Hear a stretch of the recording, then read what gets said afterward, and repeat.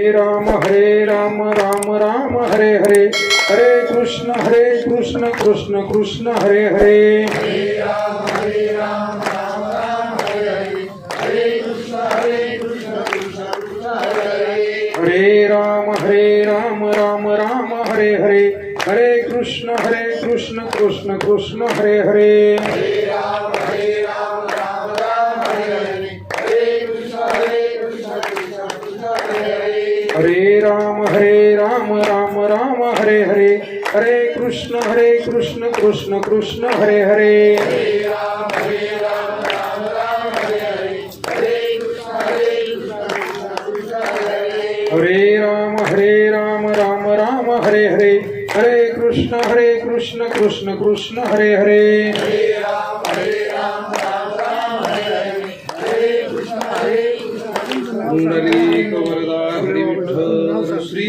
ज्ञानदेव तुकाराम पंढरीनाथ भगवान की जय. माऊली ज्ञानेश्वर महाराज की जय. जगद्गुरु तुकाराम महाराज की जय. वरद विनायक भगवान की जय. तू घोडे सांगितून बोलव नाही तर सुधरून घेऊ आपण.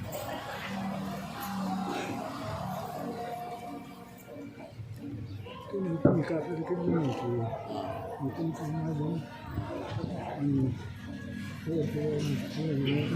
गुरुर् ब्रह्मा गुरुर्विष्णू गुरुर्देव महेश्वर, गुरु साक्षात परब्रह्म तस्मै श्री गुरुवे नमः.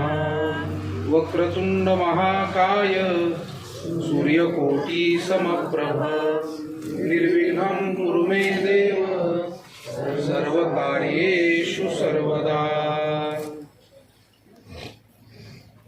ओम नमोजी अद्या वेद प्रतिपाद्या, जय जय स्वसंवेद्या आत्मरूपा.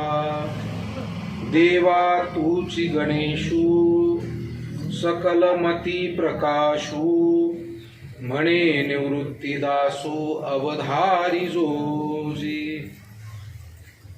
आजच्या प्रवचन रूपी सेवेसाठी निवडलेली ओवी ज्ञानेश्वरीच्या प्रारंभाच्या या 2 ओव्या, म्हणजे माऊली ज्ञानेश्वर महाराजांनी विघ्नहर्ता सुखकर्ता असलेल्या गणेशाचं केलेलं वेदांताच्या भाषेतील हे वर्णन आहे. वर्णन हे अनेकांना अनेक ठिकाणी करावं वाटतं, केलंही जातं, पण आपल्याकडे जुनी जाणती संत मंडळी पहिल्यापासून म्हणत आली, सिद्धांत दिला की वर्ण विषयाची किंमत ही वर्णन करणारावरती अवलंबून असते. आणि म्हणून जे श्रेष्ठ आहे, जे उत्तम आहे, त्याचं वर्णन सुद्धा तितक्याच उत्तम शब्दामध्ये आणि उत्तम व्यक्तिमत्वाकडून व्हावं, तरच ते योग्य होत असतं. आपण एखाद्याचं जर अभिष्ट चिंतन करायचं असेल तर त्यांचा सत्कार हा कोणातरी ज्येष्ठांच्या श्रेष्ठांच्या हातून ठेवतो. कुणालाही बोलावला आणि सत्कार त्याच्या हातून ठेवला असं होत नाही. त्यासाठी आपण थोडा विचार करतो. तसं वर्णन करत असताना सुद्धा वर्णन चांगली गोष्ट आहे, पण चुकीच्या शब्दात आणि चुकीच्या व्यक्तीनं वर्णन केलं तर कधी कधी वर्णीय विषय सुद्धा लोकांना सामान्य वाटू लागतो.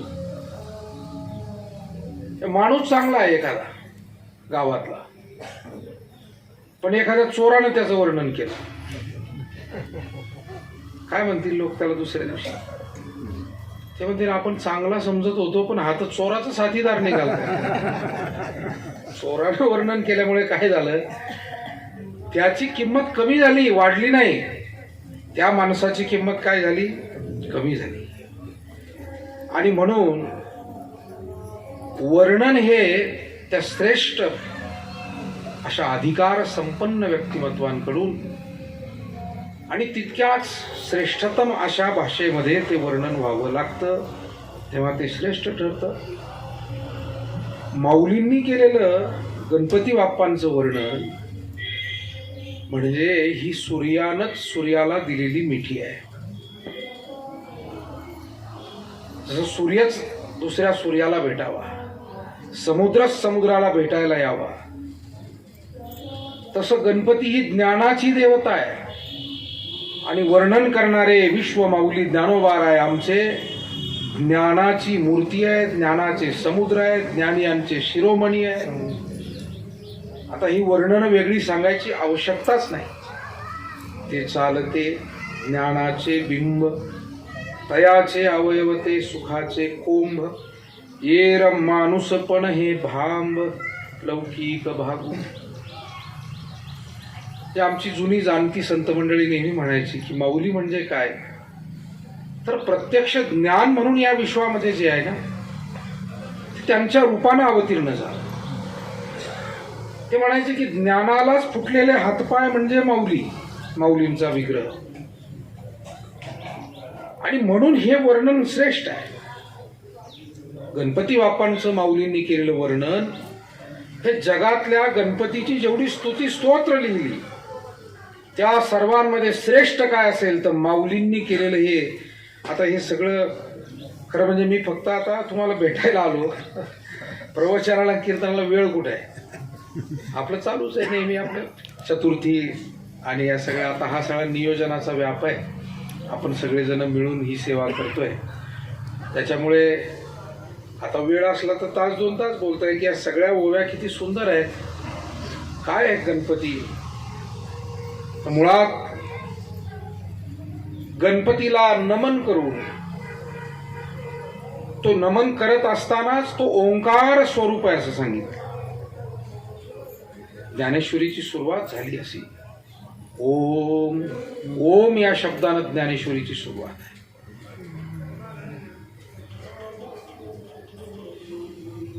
ओम म्हणजे पूर्ण बरं का. आणि ज्ञानेश्वरीचा शेवट उपक्रम आणि उपसंहार म्हणतो ना आपण, तो सुद्धा पूर्णत्वाचा विचार करून झालेला आहे. पुढती पुढती पुढती या ग्रंथ पुण्य संपत्ती सर्व सुखी सर्वभूती संपूर्ण. संपूर्ण शब्दानं ज्ञानेश्वरीचा शेवट आणि ओम शब्दानं ज्ञानेश्वरीची सुरुवात. 9033 ओव्या आहेत या ग्रंथामध्ये. आकार उकार मकार करीती हा विचार परी विठ्ठल अपरंपार न कळे. ओम म्हणजे काय, आपल्या भागवत धर्मामध्ये हिंदू धर्मामध्ये या ओमला फार महत्व आहे.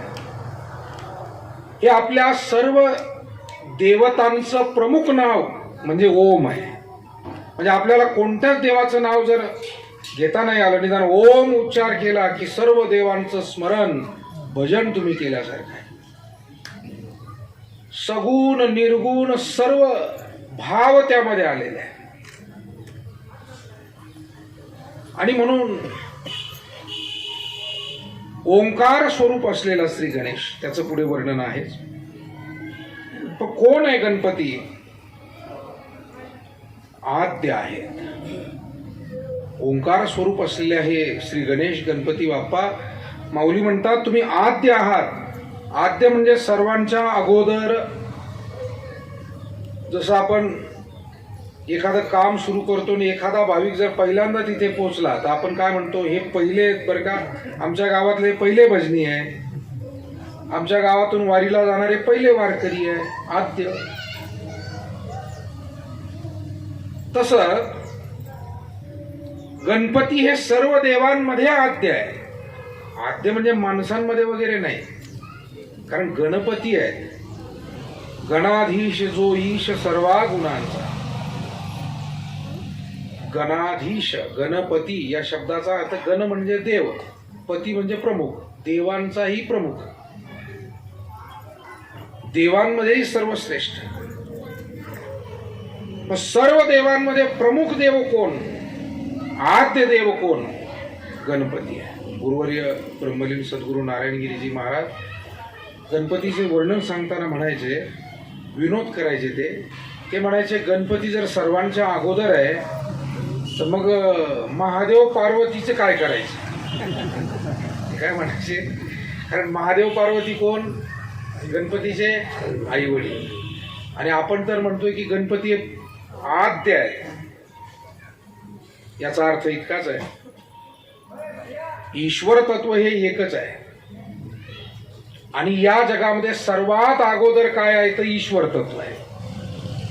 मग त्याला तुम्ही गणपती म्हणा, भगवान विष्णू हे नाव द्या, देवी, भगवान शंकर, कोणत्याही रूपात, पण ईश्वर हा ईश्वर आहे. की फक्त त्याची भिन्न भिन्न रूपं आणि भिन्न भिन्न नावं आहेत. जसं पाणी आहे, वाफेत रूपांतर झालं तरी तत्व तेच आहे, बर्फ झाला पाण्याचा तरी पाणी हे तत्व तेच आहे. आणि जे आपण नेहमी द्रवरूप पाणी वापरतो पाणीच आहे. म्हणजे रूपात बदल होतो पण तत्वात बदल होत नाही. थंडीमध्ये तूप गोठतं आणि त्याला जर वाढायचं असलं तर पुन्हा चुलीवर ठेवून गरम करून आपण ते तूप पाहुण्यांना वाढतो, वारकऱ्यांना वाढतो. मग आता तुपातली दोन रूपं आपल्या समोर आहे. एक गरम केल्यावर जे आहे द्रवरूप पातळ, आणि थंडीमुळे जे ते काही गोठत आहे ते आहे घनरूप. हे तुपाची दोन रूपं आपल्या समोर आहे, घनरूप, द्रवरूप. आता रूपात बदल आहे पण तुपात बदल आहे का? तुपात बदल नाही, तूप तेच आहे, फक्त ते थंडीमुळे आटलं, गरम केल्यामुळे पातळ झालं. तसं निर्गुण काय आणि सगुण काय, गणपती काय, महादेव काय, भगवान पांडुरंग काय, भगवान शंकर काय, तत्व एक आहे. हरिपाठात आपण सारखं नेहमी म्हणतो, एक तत्व नाम दृढ धरी म्हणा, हरिसी करुणा येईल तुझी. ते तत्व एकच आहे आणि त्या तत्वाचं नाम मनामध्ये दृढ धरा. कोणतंही नाम भगवंताचं, राम कृष्ण हरी विठ्ठल केशवा, मंत्र हा जपावा सर्व काळ. तेव्हा आद्य गणपतीला म्हणायचं या अर्थानच की ईश्वर हा आद्य आहे. या सृष्टीच्या आरंभी काय तर ईश्वर आहे, सृष्टीच्या मध्यावर काय तर ईश्वर आहे, आणि सृष्टीच्या अंतानंतरही शेष शिल्लक काय ईश्वर आहे. आदी मध्य अंत हा सर्व ज्यानं व्यापलाय तो परमात्मा, जो आधीही आहे, मध्यही आहे आणि अंतीही आहे. जीवाच्या बाबतीत तुकाराम महाराज म्हणाले, नाही आधी अंती अवसानी. म्हणजे जीवाला आधी नाही. देह हे जीवन जन्माच्या अगोदर कुठं आहे? जीवात्मा आहे, परमात्म्याचा तो अंश आहे. पण सामान्य माणूस ज्याला जीवन समजतो, ज्याला देह म्हणजे सर्वस्व मानतो, तुकाराम महाराज देहा संबंधाने इथं बोलताय. हे माईक जे मिळालेलं आहे, मायेनं निर्माण केलेलं देह आणि देह संबंध आहे, ते कसं आहे? एरती माईके दुःखाची जनिती, नाही आधी अंती. का त्या आधी अंताचा अर्थ काढण्यासाठी आपल्याला त्या माईक शब्दाकडे मागे अगोदर यावं लागेल. कशाला आधी अंत नाही? तर जे मायेनं निर्माण केलंय ते फक्त भासमान आहे, ते काही काळ भासत आहे. देह आधी काय खरा, देह संबंध पसारा, बुजगावणे चोरा रक्षण असे भासते. तुकाराम महाराज म्हणाले, हे शेतकरी मंडळी जसं शेतामध्ये बुजगावणं उभं करतात, कामापुरतं लावायचं, काम झालं काढून घ्यायचं, त्याला स्वतःचं काही अस्तित्व नाही. तुकाराम महाराज म्हणले, हा देह जर आपण चांगला विचार करून पाहिलं तर त्या बुजगावण्यासारखाच आहे. कामापुरता 4 दिवस उभा राहतो, काम झालं पडतो. बुजगावण्या नाही ते काय? ही परमेश्वराची खरी कृपा आहे की या नाशिवंतातून आपल्याला हे सुंदर जीवन जगण्याची संधी त्यानं दिली. बाकी शरीर भयंकर दुःख, रोग, क्लेश यानं व्यापलेलं शरीर आहे, पण याच्यातून अविनाशी आनंद प्राप्त करून घेता येतो. हे संतांनी आम्हाला सांगितलं की भगवंताने संधी आपल्याला या मानवी देहामध्ये दिली, आणि केवढी मोठी संधी आहे. जीवन हे फार इतकं सुंदर देणगी मिळालेली आहे की मनुष्याला ठरवलं तर तो आनंद घेईल, ठरवलं तो ज्ञान प्राप्त करेल, ठरवलं तो पुण्य प्राप्त करेल, ठरवलं तो यश कीर्ती प्राप्त करेल. काय होणार नाही? महाराज म्हणले, देवाची होईल म्हणती ते होती, तरी का चित्ती न धरावे. देव होता येतं, बाकी ज्ञानी गुणी होता येईल यात नवल नाही, पुण्यवान होता येईल यात नवल नाही. या जीवाला देव होता येतं. देव संत महात्मे हे आपल्या जीवनामध्ये परमार्थ साधनेनं देव स्वरूपाला प्राप्त झाले. गोबाराय म्हणले देव पाहण्यासाठी घरातून निघालो होतो, पण या भक्तीचं श्रेष्ठत्व असं आहे की या भक्तीनं मलाच देव केलं. देव पहावया गेलो तेथे देवाची होऊनी ठेलो. देव शोधायला निघालो होतो, कोणे गावी आहे सांगा हा विठ्ठल. मी शोध घेत होतो, काही मी उद्धार पावेन, काही कृपा करील नारायण. काय ऐसे पुण्य होईल गाठी घालीन देवाची हे पायी मिठी. हा ध्यास घेऊन महाराज म्हणाले निघालो होतो. पण कीर्तनामध्ये परवा सांगितलं ना, परीस स्पर्श, परिसाचा स्पर्श झाला की मग ते लोखंड लोखंड कुठं राहत आहे ते काय होतं, सोनं होऊन जात. ते शेष उरत नाही, ते आपल्या मूळ स्वरूपात राहत नाही. तसं एकदा का त्या परमेश्वराच्या भक्तीमध्ये जीव हा समरस झाला आणि कुठेतरी त्याला प्रिय वाटेल अशी भक्ती जर आपल्या हातून त्या पातळीवर घडली तर मग महाराज म्हणतात मग मागे काही शिल्लक राहत नाही. तुका पंढरीशी गेला आणि पुन्हा जन्मा नाही आला. ती जीवदशा संपते, देह तादात्म्य संपत. याचा अर्थ काय? याचा वेदांताना आणि संतांनी सांगितला अर्थ हा आहे, पंढरीला गेला आणि जन्मा नाही आला. पंढरीला आम्ही जातो, पण आम्ही आल्यानंतर अनेक लोक अनेक पद्धतीनं तीर्थयात्रा करतात. काही माणसं तीर्थयात्रेला गेले की काहीतरी चांगलं घेऊन येतात, ग्रंथ आणतात, प्रसाद आणतात, देवाची मूर्ती आणतात, नाळ आणतात, कुंकू बुक्का घेऊन येतात. काही माणसं जे कीर्तन ऐकलं त्यातले काही विचार घेऊन येतात, भजन ऐकलं भजनातली एखादी चाल घेऊन येतात. कोण काय आणेल त्याचा. काही जण यात्रेहून आले की भांडण घेऊन येतात. का तुम्ही कधीपासून बोलत नाही? ते नाही का पंढरपूरला गेलो होतो, तिथं नाही का त्यांचं ना आमची हुज्जत झाली, तेव्हापासून आम्ही बोलत नाही. काय आणलं पंढरपूरून भांडण, आणायचं काय हे आपल्या हातात. पंढरीला आपण जावं.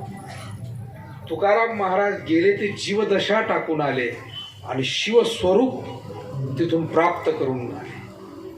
मी जीव नाही हे हा बोध त्यांना पूर्णपणे तिथे ठसावला आणि सांगितलं देवा आता मला पूर्णपणे कळालंय, तुझं मज नाही भेद सहज केला असे विनोद. इथे आल्यावर संत सांगत होते, पण हे पूर्ण आता मनामध्ये ठसावलंय देवा, तुझ्यात आणि माझ्यात भेद नाही. तुका म्हणे कैची किव कोठे जीव निराळा. तुझ्यापासून जीव भिन्न नाही आहे, तूच जीव स्वरूप आहे. आणि म्हणून सांगण्याचा भाव इतका आहे की मूळ जे परमात्मा स्वरूप आहे ते आधीही आहे, मध्येही आहे, अंती आहे. आणि मायेनं निर्माण केलेलं जे आहे त्याला आधी नाही, त्याला अंत नाही. शरीर हे मायेनं निर्माण. पृथ्वी आप चंद्र तारे वायू आकाश ही पंचतत्व हे सुद्धा मायेनं निर्माण केलं. आणि म्हणून त्यालाही एक दिवस अंत आहे, पण परमात्म्याला ना अंत आहे ना आधी आहे. कारण ज्याला आधी असतो त्याला अंत आहे, पण जो आधीही होता त्याची सुरुवात केव्हा हे सांगता येत नाही, शेवट कुठे हे समजत नाही. आणि म्हणून अशा पद्धतीनं सर्वांच्या काहीच नव्हतं तरी तोच होता. पहिले कोठेची नव्हते काही, चंद्र सूर्य तारा नाही, अवघे शून्यची होते पाही, कान्होबा तेरे तेरे ते. काहीच नव्हतं तिथे ते तत्व होतं. म्हणजे असं सांगतात की एकदा देवांना गर्व झाला आणि आम्ही जर आमची कामं नाही केली तर कसं होईल. आणि मग त्या परमात्म्याला कुठेतरी वाटलं की जीवाला गर्व होतोय पाहिलं होतं, पण देवालाही गर्व व्हावं हे काही बरोबर नाही. आणि मग एका सामान्य भाविकाचं रूप घेऊन देव तिथे आला. देव मंडळी बसलेली होती, परमात्मा स्वयं परब्रह्म पांडुरंग परमात्मा कोण कोण देव आहे? इंद्र आहे, चंद्र आहे, सूर्य आहे, अग्नी आहे, वायू आहे, विविध नाना प्रकारचे सगळे देव आहेत. आणि त्यांना गर्व झाला. अग्नी म्हणाला, मी जर माझं काम केलं नाही तर लोकांचं कसं चालेल? कारण मी पोटातलं अन्न पचवतो. अहम वैश्वानरो भूत्वा प्राणीनाम देहम आश्रितः. या प्राण्याच्या देहामध्ये अहो खाणं आपलं काम आहे, पण पचवण्याचं कोण करतोय? आपण खाऊन झोपतो, घोरत पडतो आपण, पण तो पचवतो म्हणून ते ठीक आहे. आणि ते जर नाही त्यानं पचवलं आणि 4-2 दिवस जर नाहीच पचलं तर 5व्या दिवशी अवघड होऊन जातं. तेव्हा अग्नी म्हणाला, हे काम मी करतो. समुद्राच्या तळातही वडवानळ रूपानं तो आहे. इथे वैश्वानर रूपानं समुद्रात जो अग्नी त्याला वडवानळ म्हणतात बरं. आणि पोटात जो आहे तो वैश्वानर. 15व्या अध्यायात त्याचं वर्णन आलं गीतेच. अग्नी म्हणाला, हे लोकांना स्वयंपाक करायचा आहे तरी माझंच काम आहे. अनेक ठिकाणी माझं काम पडतं. मी नसेल तर कसं? सूर्य म्हणाला, मी नसेल कसं? वायू म्हणाला, अहो मी नसेल तर श्वासच घेता येणार नाही. म्हणजे चर्चा आज जरा वेगळ्याच पातळीवर चालली देवाची. म्हणजे जसं एखाद्या बापानं खूप कष्टानं प्रपंच उभा करावा, अजून बाप सगळं पाहतोच आहे, आणि पोरांची मीटिंग बसाल, मी नाही केलं तर कसं? अरे बाप आहे ना अजून, तो सगळं लक्ष देतोय, आणि तुम्ही मध्येच मी काय करताय? तसं झालं हे देवाने. आणि मग परमात्मा आले सामान्य भाविकाच्या रूपात. कोण आपण? काय वाट सर्व आहे, भाविक आहे. काय काम होतं आमच्याकडे? अहो आम्ही देवमंडळी बसलो. कशाला आलात तुम्ही? काय काम? काय काम नाही. देवमंडळी आहात, वाटलं बरं भेटावं तुम्हाला. माझंही छोटंसं काम तुम्ही केलं तर बरं. आणि एक मुठभर वाळलेलं गवत होतं, तिथं ठेवलं आणि सांगितलं, अग्निदेवा तुमच्याकडे विनंती की हे एवढं जरा पेटवून दाखवा. पेटवून दाखवा? कोणाला आव्हान देत आहे? अग्नी आहे मी, अग्नी. ब्रह्मांड माझ्या शक्तीनं पेटवू शकतं. आपण पाहतो अग्नी पुढे काही चालत नाही, सगळं जळतं. लोखंडही मोठमोठे जिथं अग्नितांडव होतात, लोखंड सुद्धा वितळतं, भिंती पडतात, काही शिल्लक राहत नाही. आणि तुम्ही अग्निदेवाला सरळ म्हणताय, हे गवत, वाळलेलं गवत पेटवा. अहो जे काम माझी एक ठिणगी करू शकते ते काम तुम्ही डायरेक्ट माझ्याकडे घेऊन आला. म्हणजे जे काम ग्रामपंचायतचा सदस्य करतो ते डायरेक्ट केंद्रीय मंत्र्याकडे काम घेऊन गेलात तुम्ही. काम कोणाला काय सांगावं याला काही पद्धत आहे की नाही? आणि म्हणून नाही म्हणले, पण आता ठिणगी नव्हती, काडीपेटी नव्हती. त्या काळात काडीपेटी कशा? तुम्हीच पेटवून द्या. आणि मग अग्नीनं आपली शक्ती लावली, ते गवत पेटवण्याचा प्रयत्न केला, पण ते गवत काही पेटेना. अग्नीनं आणखी शक्ती लावली, गवत काही पेटेना. अग्नीनं बरीच शक्ती लावली, गवत पेटेना. अग्नी अपमानित झाला. हे काय घडतंय आज? मी अग्नी आहे, मी या ब्रह्मांडात माझी शक्ती आजपर्यंत दाखवत आलोय, माझ्या शक्तीला आज काय झालं? अग्नीनं ती गवताची पेंडीत वाळलेली छोटीशी ती हातात घेतली आणि स्वतःच पेटून उठला. अग्निदेव हा अग्नि रूपात आला, तरी ते गवत तसंच त्याच्या हातामध्ये, ते काही पेटेना. शेवटी अग्नीनं ते खाली ठेवलं आणि त्या आलेल्या वाटसरू यात्रेकरूचे पाय धरले, म्हटले, पहिल्यांदा तुमचा पूर्ण परिचय मला द्या. रात्री काल मला वाटतं आपले रमेशगिरी बाबा म्हणले, चमत्काराशिवाय नमस्कार. तसं झालं. आणि मग विचारलं, कोण आहात? माझं कोणी असो, मी काय आपलं वाटसरू आहे म्हणे. पण आता तुम्ही एवढी चर्चा करत होतात किंवा मी अग्नी आहे, मी नसलं तर कसं होईल, म्हणून म्हटलं इतका मोठा अग्निदेव आहे तर चला परीक्षा तरी घेऊ, म्हणून मी आलो होतो. वायुदेवाला सांगितलं तुम्ही उडवून लावा, नाही जमलं. शेवटी सगळ्यांनी प्रार्थना सर्व देवांनी केली आणि भगवान विष्णू रूपात प्रकट झाले. सांगितले, पहा, या जगातली सर्व काही घडामोड ही त्या ईश्वरी सत्तेच्या अधीन त्याच्या इच्छेनं चालते. माणसाच्या हाती फक्त प्रयत्न करण्याचं काम दिले, बाकी यश अपयश हे सगळं त्याच्या हाती आहे. आणि आपण आपले प्रयत्न उत्तम करावेत, आपण आपलं काम प्रामाणिक करावं, बाकीची गोष्ट त्याच्यावरती सोडून द्यावी. गीता हेच सांगते, तुम्ही कर्म करा, कर्म फलाची अपेक्षा ठेवू नका. कर्मण्येवाधिकार असते मा फलेषु कदाचन. या न्यायानं आपली सेवा, तुकोबारा असंच म्हणतात, आले भागा ते करीतो तुझे नाम उच्चारी. देवा माझ्या वाट्याला आले की मी करतो, बरोबर आहे की नाही, वाकडी की नीट देव जाणे, काय योग्य अयोग्य हे तू पहा, मी माझ्या वाट्याला आलेलं व्यवस्थित करण्याचा प्रयत्न करतो. आपल्या जीवनामध्ये जर आपल्याला आनंदी आणि सुखी राहायचं असेल तर आपल्या वाट्याला आलेलं काम अत्यंत सरळ आणि सहज आपण करावं, सरळ करावं. कारण कोणतंही काम सरळ केल्याशिवाय तर त्याचा आनंद आपल्याला मिळत नाही, दुसऱ्याला मिळत नाही.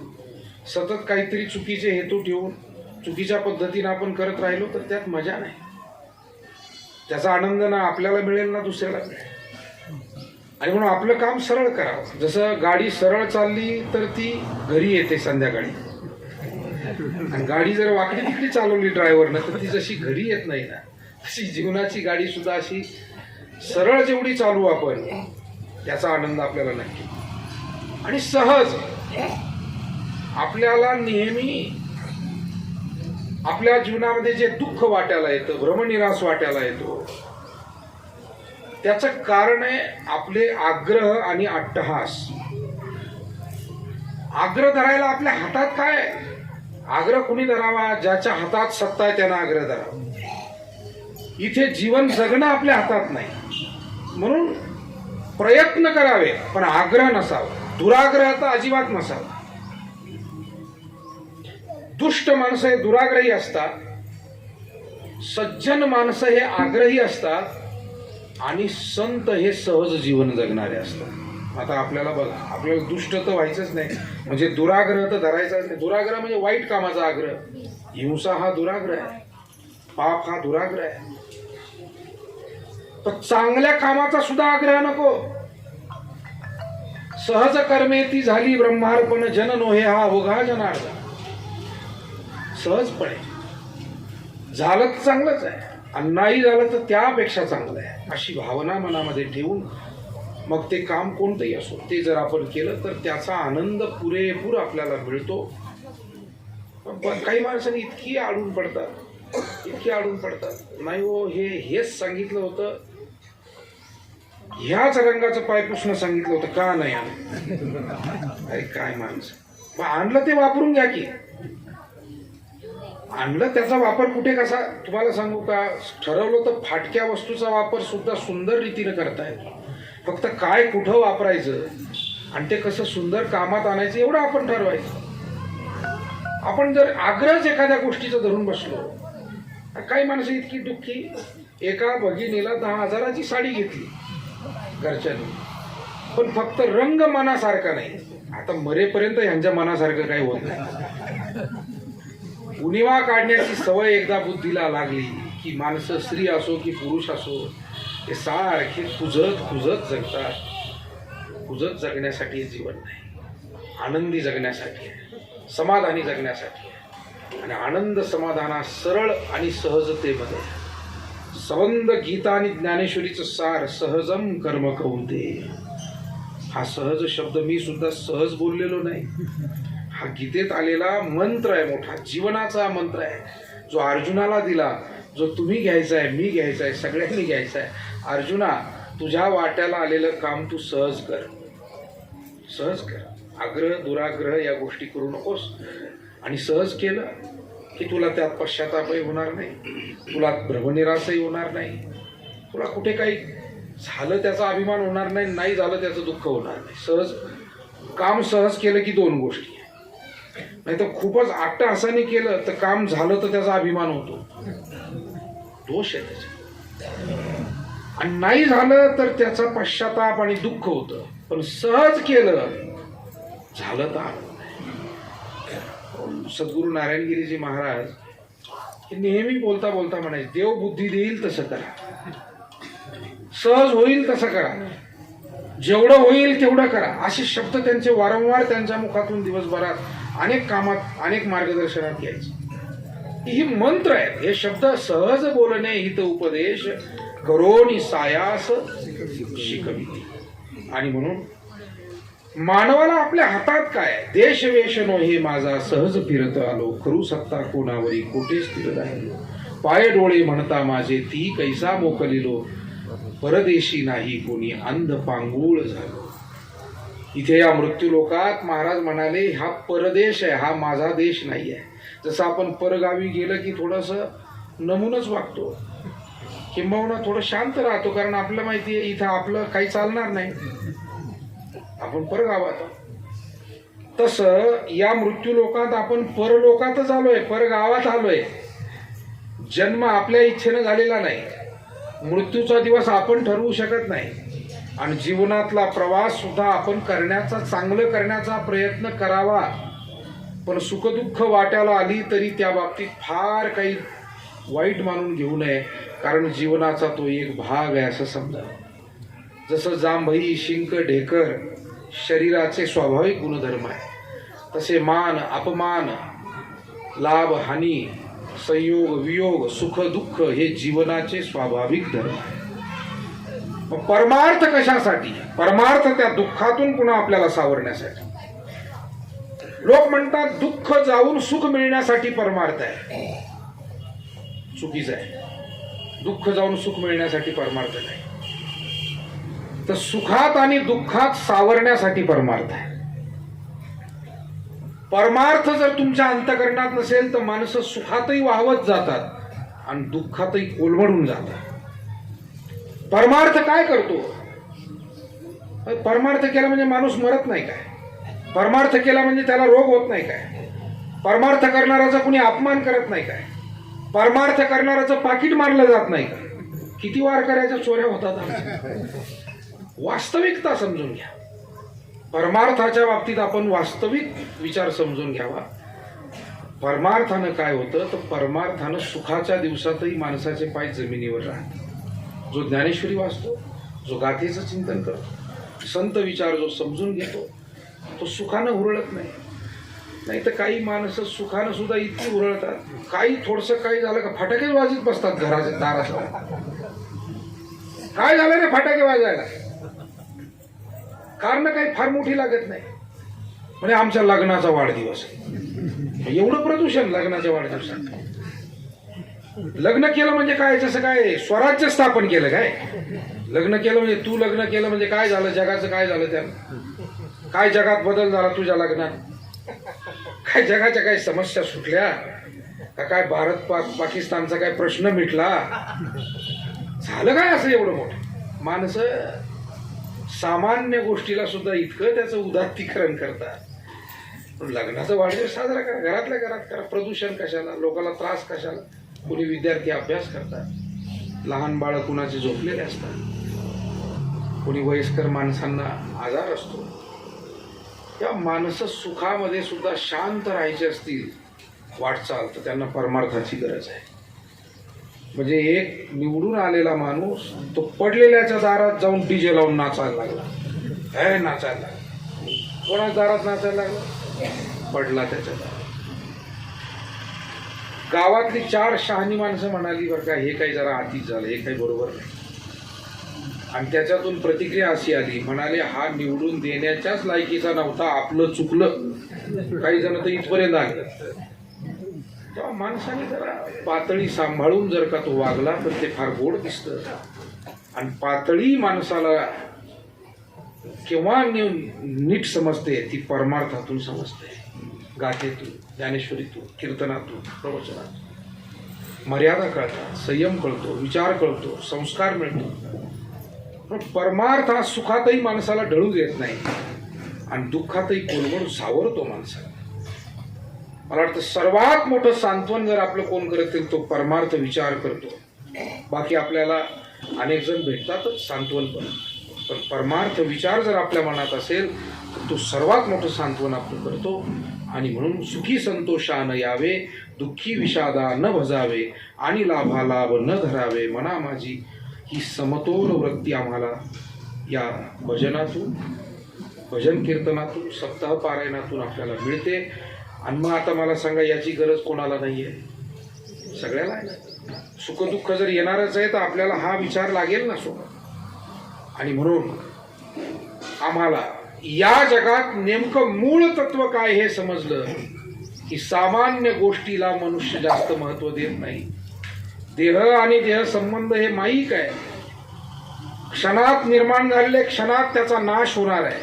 आम्हीच इथे 2 दिवसासाठी आलेलो आहोत, आम्हीच इथले पाहुणे आहोत. मग इथला मूळ रहिवासी कोण? आपण जर म्हणतो की बा एखाद्या गावात आम्ही पाहुणे आहोत, मग मूळ गावकरी कोण? या मृत्यू लोकातला आणि या ब्रह्मांडातला मूळ कोण आहे? तर तो आद्या, तो आद्य आहे, तो परमात्मा आहे, तो श्री गणेश, तो भगवान आहे, तो ईश्वर आहे. पण मोठी गमतीची गोष्ट आहे, त्याच्याच गावात आपण त्याचं मंदिर बांधतो आणि आपण म्हणतो आम्ही देव आणला. आता झाली का गंमत? म्हणजे पोरांनी म्हणावं आम्ही आईबापाला मोठं केलं. अरे तुम्हाला जन्म देणारे जर ते आहेत तर तुम्ही त्यांना कसं मोठं करू शकता? तुम्ही त्यांच्या आधारानं मोठं होऊ शकता.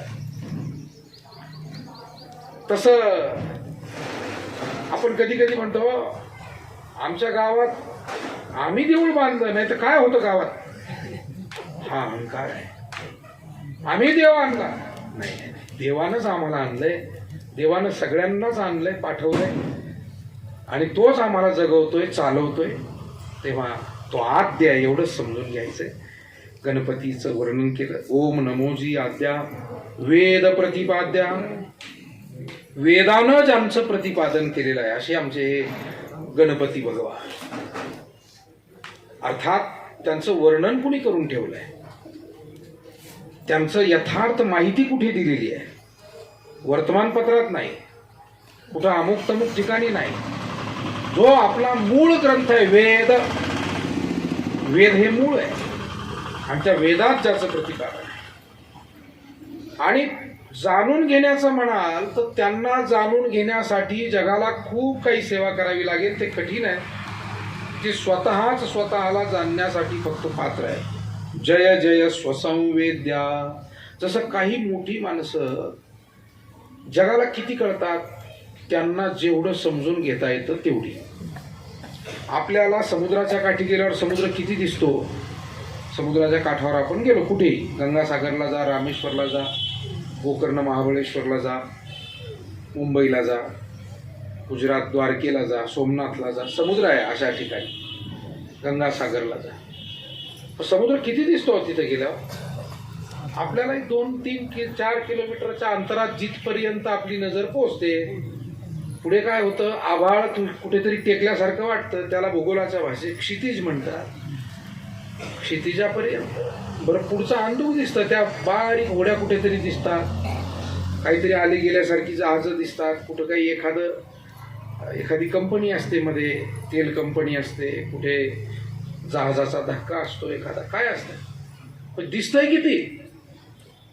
आता आपण तरी सुद्धा घरी आल्यावर म्हणतो आम्ही समुद्र पाहिला बरं का.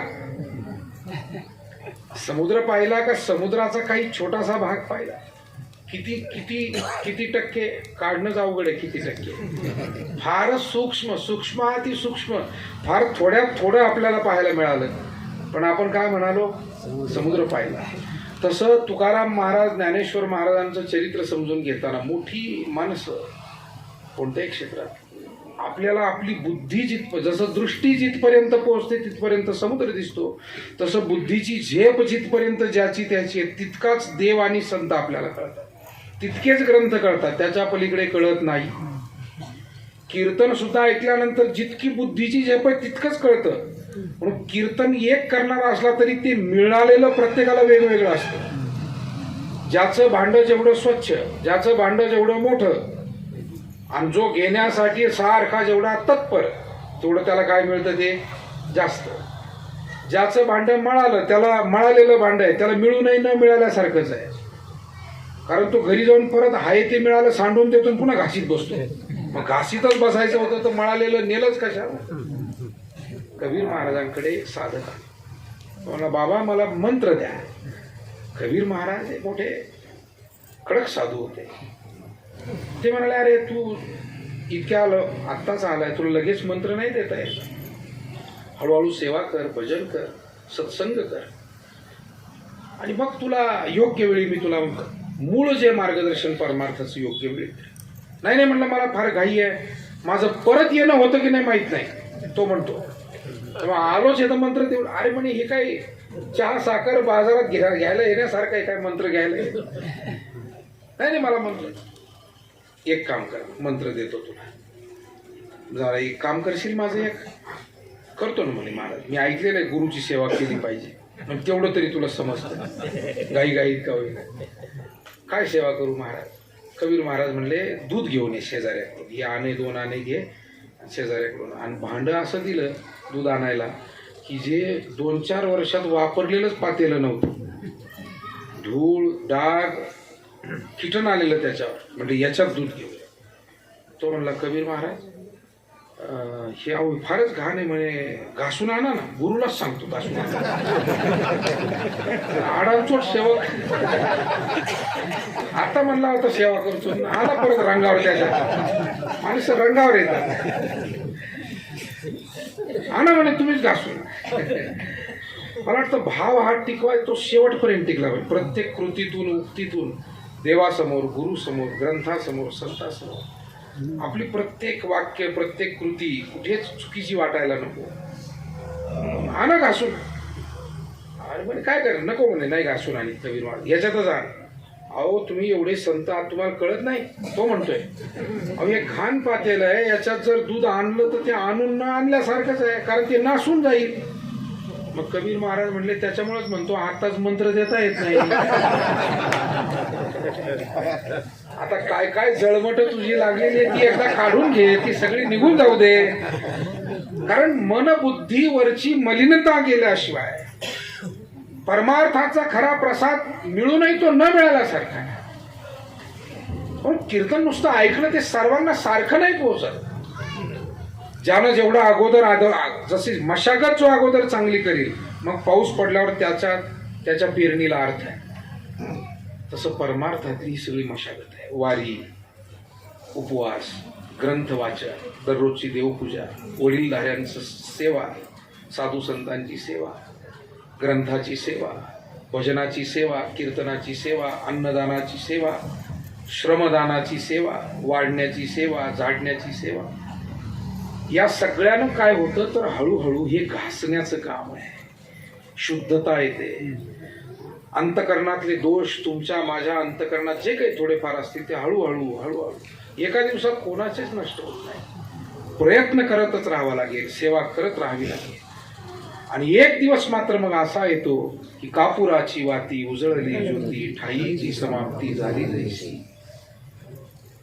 साधू बोध झाला आणि नुरोनी आठेला. त्या साधूचा बोध मग अशा स्वच्छ अंतकरणात झाला की तो साधक त्या बोधानं परिपूर्ण होऊन जातो. आणि म्हणून शुद्धता 2 गोष्टींना येते. शुद्धता ही सेवेनंही येते, साधूंच्या शक्तिपातानं मार्गदर्शनानंही येते. आणि शुद्धता स्वतःच्या जीवनात घडलेली काही सुखदुःखाचे प्रसंग, त्याच्यातून झालेला पश्चाताप. मी उगीच बोलत नाही, आधारानं बोलतो. पश्चातापेन शुद्धता. जो अनुताप तीर्थी न्हाला आणि धावूनी मजा आणतो. म्हणून मार्गदर्शनानंही जसा माणूस परमार्थाकडे येतो, तसा महाराजांनी रात्री सांगितलं जीवनात धक्का लागला पाहिजे चांगला. त्या धक्क्यानंही माणूस काय होतो, चांगल्या विषयाकडे, चांगल्या परमार्थाकडे येतो. आणि नक्कीच त्याला परमात्मा मग कळू लागतो. म्हणून परमात्मा कळणं, संत कळणं, ग्रंथ कळणं हे सुरुवातीच्या काळात एकदम आपल्याला कळणार नाही. तसा अट्टाहासही आपण करू नये. ते नेमके काय आहे देव आणि संत हे सुरुवातीला त्यांचं त्यांनाच ठाऊक आहे. ते त्यांचं त्यांनाच ओळखू शकतात. म्हणून जय जय स्वसंवेद्या, स्वसंवेद्या. गणपती भक्ती केली तर हळूहळू थोडाफार आम्हाला कळेल. बाकी गणपती नेमका काय हे फक्त गणपतीच ओळखू शकतो, बाकी नाही. म्हणून जय जय स्वसंवेद्या. आणि कसे आहेत गणपती, त्याची अनेक रूप आहे. चतुर्भुज आहे, माऊलींनी सांगितलेला 6 हाताचा गणपती आहे. देखा षडदर्शने मणिपती, त्याची भुजांची आकृती. असं आता ते सगळं वर्णनात मी जातच नाही, मला ती भीतीच वाटायला लागली, कारण 12:30 वाजत आले. त्याच्यामुळे मी ह्या ओवीच्या पुढे अजिबात जाणार नाही, कारण सुंदर वर्णन आहे. आणि आमच्या सगळ्या महाराज मंडळींनी रोज खूप सुंदर प्रवचनं अतिशय चांगली झाली, कीर्तनं अतिशय चांगली झाली, भजन त्याहीपेक्षा भावपूर्ण आणि गोड झालं. रोजचं भजन टाळी वाजून भजनी मंडळाचं अभिनंदन करा. हरिपाठ तर फारच आनंदात झाला, सगळ्यांनी खूप आनंद हरिपाठाचा घेतला. विद्यार्थ्यांनी घेतला, वारकरी मंडळींनी घेतला, महिलांनी घेतला, भजनी मंडळींनी घेतला. तेव्हा ही सेवा आहे, आपण मनोभावे करावं. थोडंफार कोणाचं स्वर कमी पडेल, कोणाचं जादा, पण त्यात भाव प्रेम असलं की देवाला ते खूप आवडतं. आणि आपापल्या परीनं आपण ती सेवा करत राहावी. या भावनेनं आपण सर्वांनी मिळून 2-5 दिवस हा सगळा नामयज्ञ, भक्तियज्ञ, त्याच्यामध्ये आहुती टाकण्याचं काम केलं आहे. जसं यज्ञामध्ये आहुती टाकली की तो यज्ञ पूर्ण होतो, वेगवेगळी आहुती असते. असं मला वाटतं इथं प्रत्येकाचं वेगळं काम, वेगळी सेवा चालू आहे. अन्नदात्यांची सेवा वेगळी आहे, धावपळ करणाऱ्यांची सेवा वेगळी आहे, भजन करणाऱ्यांची सेवा. पण या सगळ्यांनी मिळूनच हा यज्ञ पूर्ण होतो, याच्याशिवाय होऊ शकत. सगळेच लागतात. एकट्याचा नोहे खेळ म्हणून मेळविला. आणि त्याच्यामुळे कोणत्याही कार्याचं फल मिळालं हे कशावरून समजावं. ते कार्य जसजसं परिपूर्णतेकडे जातं तसा आनंद जर आपल्याला वाढत गेला, मला वाटतं या 4 दिवसात 5 दिवसात जर तुम्हा सर्वांना आनंद खूप असा वाटला असेल मनात, तर समजायचं आहे आपण सगळ्यांनी मिळून केलेली सेवा ही गणपती बाप्पांच्या चरणी, सद्गुरू नारायणगिरीजी महाराजांच्या चरणी, पांडुरंगाच्या चरणी, साईनाथांच्या चरणी, मारुतीरायांच्या चरणी, सकल देवतांच्या चरणी ही सेवा पोहोचलेली आहे. आणि त्यांना आनंद झालाय म्हणून आपल्याला आनंद होतो. आनंद उगीच होत नाही, होणारच नाही तसा. त्यांच्यापर्यंत पोहोचल्याशिवाय आपल्याला तो आनंद येत नाही. आणि इथे प्रत्येक व्यक्तीला जो आनंद झालाय गेल्या 2-5, म्हणजे कुठेतरी ही सेवा सद्भावनेने आपण सर्वांनी केली, सदहेतूनी केली आणि अत्यंत गोड ती परमेश्वराला वाटलेली असावी, म्हणूनच आपल्यापर्यंत हा आनंदाचा प्रसाद त्यानं पाठवलेला आहे. तेव्हा आज खरं तर या सेवेचा समारोप आहे, 5वा दिवस आहे. आणि म्हणता म्हणता 5वा दिवस कधी उजाडला हेही कळलं नाही. 5वा दिवस येऊनही ठेपला. दुपारनंतर आता आपण यावर्षी मुद्दाम थोडंसं वेगळा बदल केला. पूर्वीची पद्धती आहे. पूर्वी सर्व काले जे व्हायचे, नेवाशाला मोहिनी राजाचा काला हा हजारो वर्षापासून दुपारी 4-5 वाजता होतो. पैठणला नाथ महाराजांचा काला 4-5 वाजता असतो. फडकरी आणि वारकऱ्यांचा काला पंढरीत सुद्धा दुपारनंतरच असतो. जे अनेक ठिकाणी आहे, अनेक प्रथा आहेत असे. तसं मैपती महाराजांचा काला हा 4-5 वाजताच असतो. आणि मग तीच परंपरा ध्यानात घेऊन म्हटलं आपल्याला काय लोकांच्या सोयीचं व्हावं. तुम्ही त्या दिवशी प्रवचनात सांगितलं लोकांच्या सोयीचं व्हावं. भारत महाराजांनी सांगितलं, तुम्ही सांगितलं लोकांच्या सोयीचं करायचं आहे. लोकांना सगळ्यांना जास्तीत जास्त येता आलं पाहिजे. नोकरदार मंडळी आपले आहे, शेतकरी मंडळी असतील, सगळ्यांना सोयीचं व्हावं म्हणून आज रामरावजी महाराज ढोक यांचं काल्याचं कीर्तन हे 5 वाजता 5 ते 7, 5:15ला सुरू होईल. महाराज येतील आणि आपण सर्वांनी त्या कार्यक्रमाला यावं. गणपती बाप्पांचं वर्णन या ओवीमध्ये माऊलींनी केलं. ओम नमोजी आद्या वेद प्रतिपाद्या जय जय स्वसंवेद्या आत्मरूपा आत्मस्वरूप. वेगवेगळी रूपं मी सांगत होतो गणपतीची आहेत, पण माऊलींनी जो गणपती मानला तो आत्मस्वरूप गणपती आहे. पुढे म्हटलं आत्मरूप गणेशू केलिया स्मरण असं म्हटलं. तेव्हा ही झालेली सेवा याच ठिकाणी आटोपती घेतो. जमलेले सर्व भक्त भाविक मंडळी, महाराज मंडळी, योगेशजी महाराज असतील, बाबा महाराज आहेत, नामदेव शास्त्री महाराज, बाबासाहेब महाराज वाळूंज देवळाला येऊन आवर्जून या ठिकाणी उपस्थित आहेत. भारतजी महाराज धावणे, बाळू महाराज आहेत, आदरणीय दादा आहेत, आमचे कृष्णा महाराज आहेत आणि बरीचशी मान्यवर मंडळी उपस्थित आहेत.